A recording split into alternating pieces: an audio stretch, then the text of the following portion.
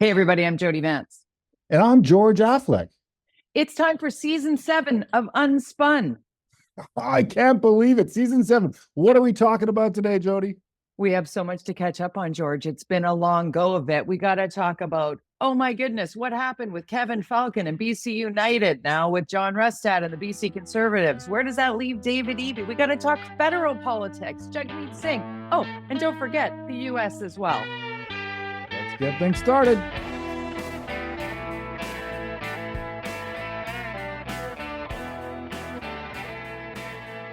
Bro,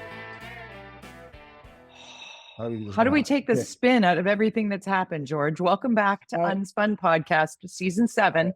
I'm feeling a bit rusty here, but not Rustaddy. Nice. I mean, good. Okay, let's talk about what happened. Always good with the segues. Jody. What happened, George? I think we predicted it, didn't we? I think we talked about some. I think will have to check tape. I think I said by Labor Day he'd make a decision, and you did. So he did right before Labor Day, and he had to because the ballots were going to get printed and all that stuff. So where are we at? I mean, I have to be full disclosure. I've been working on the Jagmeet Singh campaign for the BC United. At doing his advertising, so I have some connection to the BC United. So I can only say so many things, I guess. But so let me explain to our thank you to our viewers and listeners. UnSpun Podcast, as we mentioned, going into season 7 here, we're talking about what has flipped provincial politics in British Columbia on its head in the last few weeks, with Kevin Falcon, the leader of the BC United Party, deciding he will not be running in the election. Of course, there are a lot of people, George, who don't even know that there's a provincial election happening on October 19th, but there is. So let's be aware of that first and foremost. BC United, formerly the BC Liberal Party, now finding itself in no end of turmoil here, and the BC Conservatives, who were surging in the polls. Some say perhaps it's about confusion with the federal Conservative Party and an alignment there, which is not the case, but good confusion. The spin works. We've talked about that as a machine. Every poll was showing that the BC Conservative Party was surging and almost in some polling passing the NDP in popularity in this province. And pundits were saying there's no way that these two parties will come together and work together in BC United and the Conservatives, because Falcon and Rustad had no love lost between the two of them. In fact, there was a lot of conversations about how much they despised one another. They would never find middle ground. This is what I'm paraphrasing from all the pundits that I've spoken to over the last few months, where we've been on hiatus here on the podcast. And they're the NDP and David Eby just carrying on towards, what they thought might be a very, smooth path to, at the very least, a minority government in British Columbia, if not a majority.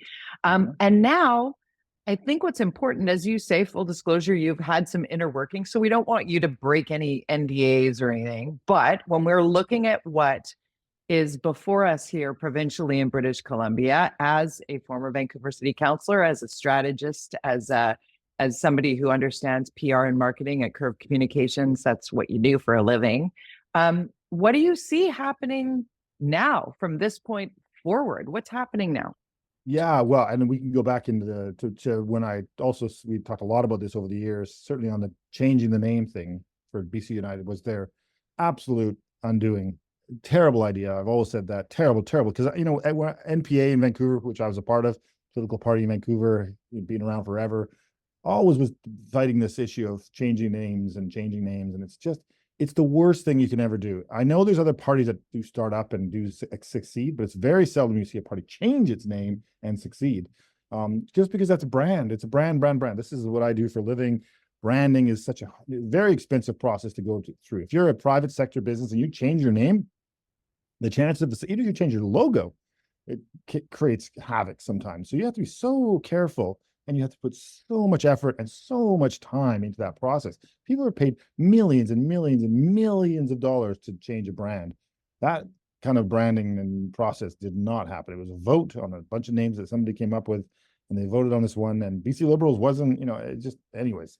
So as a result, They thought they could take off. They thought they could take off the negativity that came with BC Liberal Party, and they did not. In fact, what they did is they lost the people that confused them with the federal Liberals, and kind of came from the middle and went, "Oh, I always vote Liberal." Or mushy middle. Because mushy middle. Yeah. And John Rustad and the BC Conservatives. So John Rustad was ousted from BC United for some of his views that remain controversial, but moderate compared to some other in the BC Conservative Party when it comes to anti-science and disinformation and climate denialism, which is what Rustad finds himself at the forefront, sitting down with the likes of Jordan Peterson, very controversial interview and things said there. We could literally talk about this forever.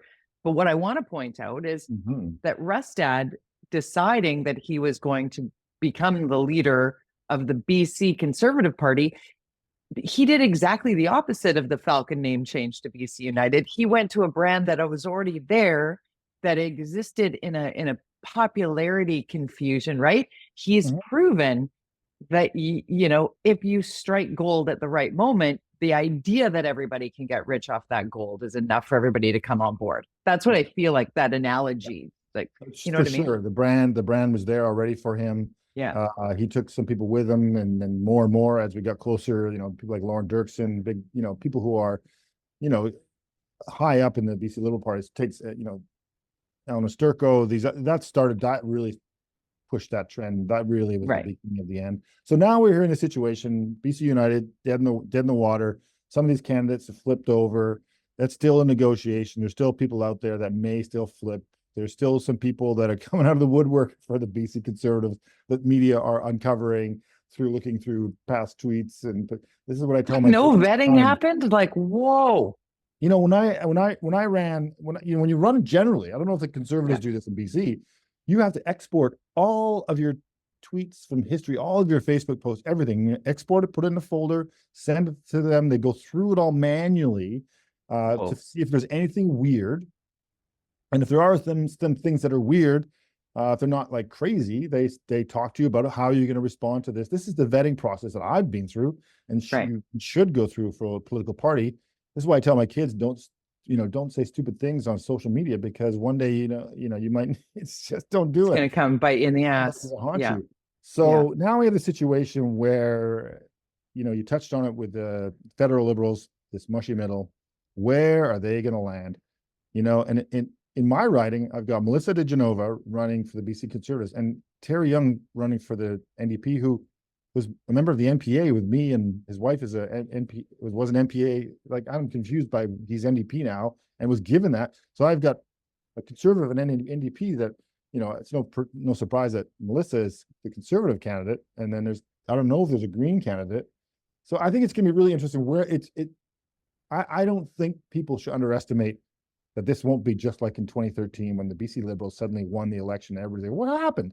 That I think in the end of the day, the possibility is that people will go to the polls on October 19th and go, I can't vote for BC Conservatives. I can't do it. And where am I going to put my vote? It'll go to the NDP or the Greens. There's going to be a lot of people like that. They may not be telling us, may not be being polled. And I'm sure if you look back at 2013 in that campaign, that nobody thought they were going to win against Adrian Dix, the BC Liberals. And then you could kick a dog. Yep. You know how they did it? They focused on 50 locations, 50 ridings, 52 ridings, and they put all their money and energy, and they said, we're not going to win the other ones. We're just going to assume we're not going to win those ones. We're just going to win the ones that we can focus on that will get us the majority. I can't imagine that the BC or that the NDP are not doing that exact same strategy right now, going, okay, where can we win? Where do we need to win? We can win the whole island. We can win. We can't win the Fraser Valley, probably. We can probably win Surrey if we do some work.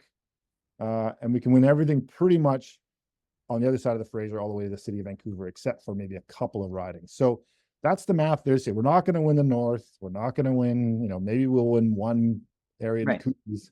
That's the math they're doing. And I don't know if you've noticed, they're doing a lot of announcements in specific locations these days. The NDP, this is the benefit of being in power and in office. You can use, until the writs dropped, all the governmental systems to make announcements about Site C. They did that last week in Chilliwack. Okay. Yeah. So they're talking about, they're talking about big issues that they've done, they've succeeded at, or launching these things so that they can, because that's not coming out of their books. It's not coming out of NDP's finances. So it's a very good strategy when you're in power to be able to do that, because you hold all the power. So that's what they're doing right now. That's all they'll do. And then when the 19th hit, I don't know how much money the NDP have, but they're going to have, we're just going to be inundated with campaigns, because the BC Conservatives didn't have a ton of money set aside for advertising. And if they didn't book it, and they haven't got a strategy for digital, they don't have and if the ridings don't have the money, because all the BC United candidates, most of them had lots of money set aside. Because the candidates and the teams and the boards have been in place forever. And so they've been fundraising and raising money so that all these locations have all this money. The BC Conservatives don't have that kind of money, and they can't raise that kind of money that fast. So the BC NDP are going to outspend, I would say, the BC Conservatives. Now, the BC Conservatives are getting a lot of money, but we have limits. So you can't just give them $10 million. No, what, this is not America. This is not American politics, which, Right. you know what, we're going to come back to federal politics here in Canada, but I do want to jump to the United States a little here, because what you just laid out sounds eerily familiar in what we're seeing in the United States when it comes to really targeted, because this particular election cycle is going to come down to a handful of counties. It might be, because the popular vote is one thing, but the Electoral College is something completely different. And we've talked a lot about that. And when we left off, when last we spoke on UnSpun Podcast in season 6, there was no candidate for President Kamala Harris. There was no Tim Walz. There was no Jody Vance. And please, oh my God, I almost looked at Brian. I'm like, maybe we should get married. Maybe I should take your name, because Jody Vance and JD Vance was awfully close. Oh my God, my Twitter just blew up with that. But nonetheless, what you just said about, they call it a war chest, or a campaign chest down in the US. Yeah. When you talked about, BC United had loads of money, the candidates had loads of money, and then the Conservatives don't, but the NDP certainly do comparatively. Yeah. One of the reasons early days, taking the spin out, why Kamala Harris was an important candidate to tap to replace Joe Biden when he decided he wasn't going to run, was because she would be able to take the $100 million that Joe Biden already had in his war chest for campaigning. And everybody's like, "Ooh, that's a really important number. It's really important." She's raised $500 million more. And meanwhile, I'm getting emails from Donald Trump saying, "Please donate to me." Yeah. Oh, you are? I am. I got one this morning. I have old email. I don't know how they get these emails. I have emails that are very, like, they're just for my own junk mail things that I create. Yeah. And somehow I'm on all these lists. How do they do that? I mean, what are they doing? How they do that? Who gave my Google Gmail to them? Because that right. It's not public. It's not, anyways. Yeah. But the targeting is specific. It's like the blue wall, or it's Arizona and Georgia and, the purpley states. And what we're seeing, I mean, yesterday, did you see this? Liz Cheney is now not just endorsing, but vocally, like, I will be voting for Kamala Harris. Yeah, I know. It's great considering who her dad was. It's unthinkable. But yeah, and if you look at a map of America, and actually if you look at a map of BC, it's kind of similar, because this is, you've got this, if you look at the map of BC, it's the opposite. Well, it's the same in a way, because it's conservative, or in the previous BC United, before that, Socreds and BC Liberal. The entire 90% of the actual geographical area is on the right of center. The lower mainland and the Vancouver Island and Southern Island, NDP, left wing, small. And you need this to win. America, it's like California, they've got, the West Coast, a couple of dots here and there, a little bit of the East Coast, not much. It's interesting to see it. And just otherwise, it's just like this swath of red. But it's so interesting to see. Did you watch the DNC, the Democratic National Convention? Yes. Right. And watching like religiously, I was kind of, I'm the same as Amanda. I was soaking it all up. Well, I mean, it's a big deal for women. I got to say, it's different for women when people are like, "You're Canadian. Why are you spending so much time?" Because it's about women's rights, because your body autonomy is a big deal. And, aside from the fact that this likely might be the first female president of the United States, which is a big deal in its own right. But as a woman, as women, we're watching, right? Oh, we got to get to that. But that just before we move to the predictions right now and the polling, there is no spin when you stand on that stage at the Democratic National Convention as a lifelong Republican, like Adam Kinzinger did, who like stood on that stage and said, you know, this man is a threat. And I found that so powerful. Yeah. It might have been the most powerful part of the entire thing. And there were some pretty cool moments, but there was also another, and oh my God, is it John Giles, the mayor of Mesa, Arizona? He was there as well. You know, staunch Republican. Yeah. These are, and George, I got to say, I want to say it feels too late. And yet at the same time, I think the timing might be perfect, because watching good people now be like, you know what? We're in trouble here if this man takes office again. Momentum is everything, and peaking too soon is not good either. Right. So you know, you couldn't. We actually, I think we went on hiatus that week when all the craziness happened in America. And people were emailing us going, do a show on this, you know, but it's, you know, we don't do a lot of American politics. And when we do, we try to make it relevant to how it relates to Canada, which we'll get to Canada in a second too, because we got and it's relevant to it. Federal stuff going on. Right. Yeah, totally. If you look at data, and, you know, I do this, you know, my training with Mike Wilson on the Campaign University, and we talk mostly about US politics, but we try to make it relevant to it. It's mostly how do you research ridings, how do you plan for or you know, wherever you are. And it could be anything you're running for, but the process is always the same. It's always the same in a democracy. You just got to go through that process to win. And then momentum and the rising tide raises all boats is the key. And so show that book.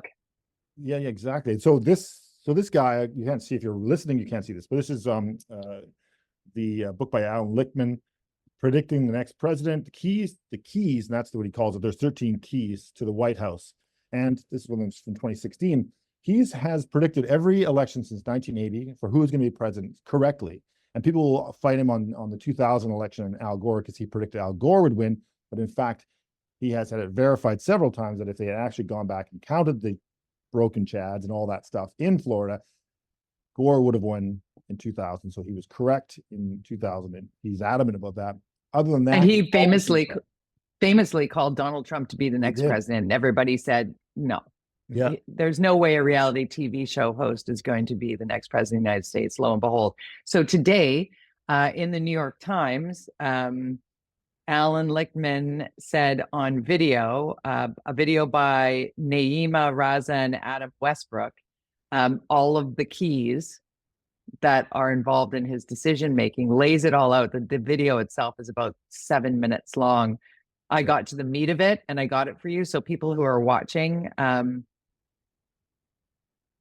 Harris or Trump, the prophet of presidential elections is ready to call the race. And the winner is, Jody? Kamala Harris. He said Kamala Harris will be the next president of the United States. And there are two keys, foreign policy, and one other thing. There were two keys that have yet to... Incumbency. Right. Is she an incumbent? She's not incumbent, but she's kind of an incumbent. So it's a tricky one. And he said even if both of those went to Trump, Harris would still win. So he's ready to make his prediction a little bit earlier than expected. Yeah, he always does it after the DNC, but he usually does it a week or so after Labor Day. So he's early. Yeah. And if you go to his YouTube channel, he has this hilarious YouTube channel with his son, who they co-host it. Yeah. It's very nerdy, but if you're into it, I'd recommend it. So let's get nerdy and geeky. Let's get nerdy and geeky in federal politics, because it's almost as though, what we've seen happen with Kevin Falcon stepping down, John Rustad now surging. We've got the NDP going to need to pivot because the vote is no longer split on the right. Then we look south of the border, and nobody could have predicted the rather monumental sudden rise, vibe, whatever you want to call it, joy, whatever, the things that Kamala Harris and Tim Walz are capitalizing on that Americans seem more than ready for. And then you bring in what happened this week in federal politics and Jagmeet Singh basically doing the rip it up. Rip it up. He did that on video. He's ripping it up, ripping up the agreement. Politicians and their silly antics. Whatever. Bring in, anyways, the things I've seen in politics, like you're going to do that, are you? Okay. So this is all strategy. So we know there's got to be an election in the next year. It has to be called. Has to be. And they have the what's it called? The services. What's it called? The supply and confidence agreement. And confidence agreement with the Liberals held up until this day. But now Jagmeet's got to go. Okay, the NDP have to sit there and go. Okay, Jack Layton got us to 50 seats or whatever it was, right? So that's probably our measure of success that we know we can maybe get to. And so they need to build his brand, because right now he's just being the co-conspirator with the Liberals in their agenda for the last 5 years, 4 years. So with their minority government, he didn't go so far, and Pierre Poilievre was trying to make him go. Let's call the election. Let's call a non-confidence vote. Let's do this if you really want to do this. But of course he doesn't, because what he wants to do over the next year is build the NDP brand. So just like we're talking about, brand. This is what this is about. And the NDP is a brand, but they're being kind of invisible. But they know if we do this right, and the Conservatives people will want to know where to put their center or left of center vote. They may not want to go Liberal. Now that's not to say that. So that's assuming that Justin Trudeau will be running as leader, and I don't think he will be. I'd call it now that he's going to resign soon, and call it a leadership race.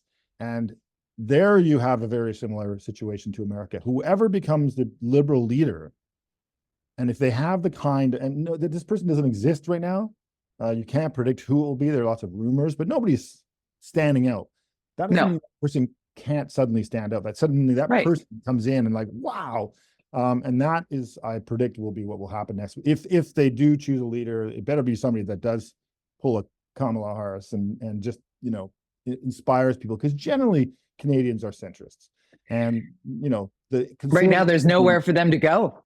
There's nowhere for the centrists to go right now in federal politics. And that felt like, and thank you for taking the segue and absolutely explaining it beautifully, because that's what it felt like after the debate where Joe Biden froze, and then George Clooney's telling everybody that Joe Biden's got to step down, and frankly here in BC, where people are like, we're just going to keep splitting this vote on the right, said many people in the center, wishing that Rustad would come to align with the more center right party in British Columbia, to give that mushy middle place to go that isn't the NDP if they're feeling disenfranchised with.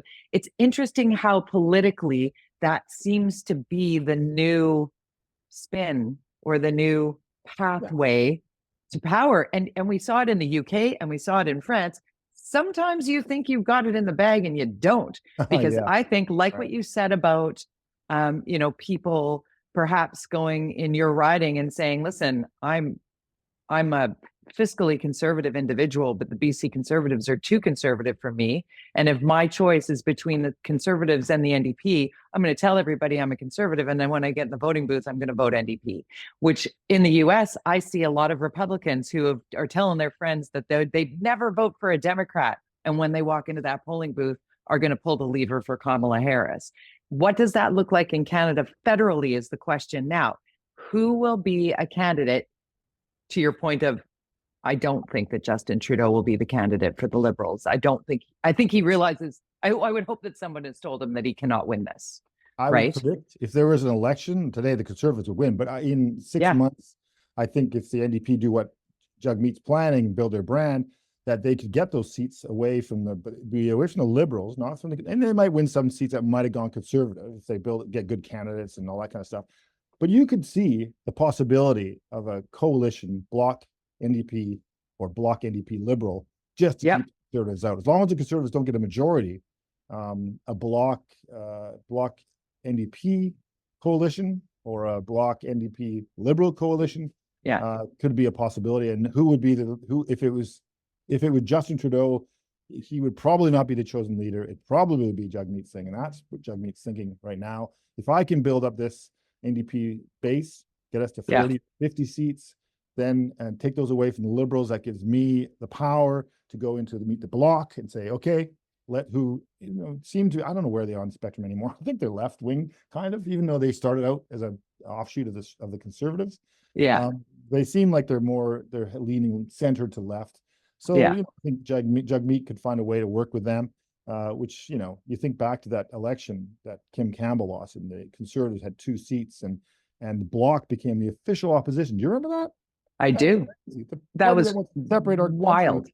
Had became the official opposition. So weird. Wild. That's what but that's why I think Trudeau's got to go, based on data, and the Liberals need to take him on his rowboat like they did with his dad.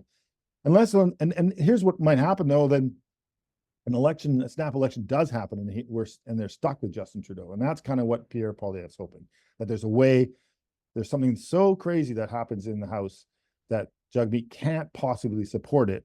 And then the non-confidence vote is put on the floor, and that triggers everything. Otherwise, his base would be, what are you doing? So Trudeau's the Liberals have to be very, very careful about very careful to the House over the next few months, so they don't get themselves into trouble. Yeah, maybe some cookies for the NDP as well. A little like, hey, how about we use some of those policies you were looking to do? We've only got 3 minutes left to go here, and we want to keep it under 30 minutes. Season 7, we're working hard to just keep it concise. Your fastest 30 minutes in politics, UnSpun Podcast. But before we go, just one little tidbit about what you're seeing happening in Vancouver politics, especially with the stranger attacks, the unprovoked attacks, the catch and release, what we're seeing happen, and how our municipal government is or is not managing that. Well, the press conference that the mayor held, it's the first time I've seen him wear a collared shirt and a jacket and fancy glasses too in Vancouver. Ken Sim all dressed up yesterday for this press conference. I guess it was serious enough for him to put some proper, attire on as a politician. But I thought the police chief in Vancouver was very strong too, saying, "Look, we need to." I hate you and I hate that look, but that's you got me. But he did say that. He did. They all did. Our most hated term. But the issue is we got to change. This is a provincial and federal issue, really. It's whether we change the way, because institutionalization is really hard to do now. You can't just. But this guy had 60 interactions with law enforcement. 60. So this is a federal issue. This is a federal issue. So it's a federal issue, and then the issue of healthcare is provincial. So you can say as much as you want as the mayor, but you can't solve this problem if the province and the federal government's not on board with dealing with crime and healthcare, mental health care. And neither of them seem to be doing anything in the way that's going to change what we're seeing on the streets of Vancouver, which yesterday was horrific. And literally, I was 15 minutes earlier, I'd been on that exact block, parking terrible Moby to go to a morning meeting. There were some people that are out there that looked kind of crazy on the streets at that time, 6:50 in the morning yesterday. A man is dead and another has a severed hand by somebody who had a complete mental break and has had 60 plus interactions with law enforcement. Some's got to give. Absolutely not enough being done at the provincial level on healthcare. Absolutely not enough being done at the federal level on this catch and release and bail and all of this. But also those running for those offices and using these as wedge issues, also not giving solutions. Anybody pretending that they could fix this is absolutely pulling the wool over your eyes and spun. Right. Show me. You got to tell me how much that's going to cost. How much is it going to cost for you to fix it? We got 1 minute, so we got to tell people where to find us. UnSpun Podcast will be on Facebook now. Pressure's on. I'm going to try and put our podcast on Facebook, on X, on YouTube, and all the audio channels. That's my goal today. He's doing it, baby. He's doing it. I thank you, George. I will be here to help in any way that I can. You're very good at this. And you are also very prolific on Twitter. I'm going to always call it Twitter. You are George_Affleck, George_Affleck. I'm at Jody Vance, Jody with a Y, not JD Vance. Yeah. Jody Vance. You're just hoping for a loss. You're hoping for a loss. Oh my God, I need him to go away. Anyway, all good. Say goodbye, George. Bye-bye.